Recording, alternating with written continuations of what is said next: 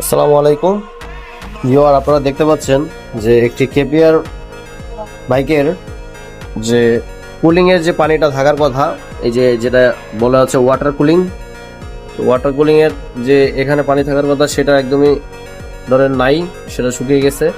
তাই আমরা একটি নতুন পানি নিয়ে আসছি। আপনারা যে যেমন পারবেন বিভিন্ন কোম্পানিটা ব্যবহার করতে পারবেন, সমস্যা নাই। তবে আমি হ্যাভেলিনটা ব্যবহার করছি এই গাড়িতে।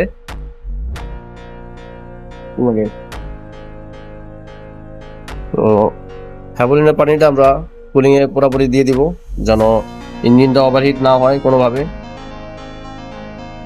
তো ভিউয়ার দেখতে পাচ্ছেন আমরা কিন্তু অলরেডি কুলিং এর পানিটা ভরে দিচ্ছি। তো এটা যদি কুলিং এর পানি শুকিয়ে যায় সেক্ষেত্রে কিন্তু ইঞ্জিনটা প্রচন্ড পরিমাণে গরম হতে পারে। তাই আপনারা সবসময় খেয়াল করবেন যে কুলিং এর পানিটা অ্যাকুরেট ভাবে রাখতে।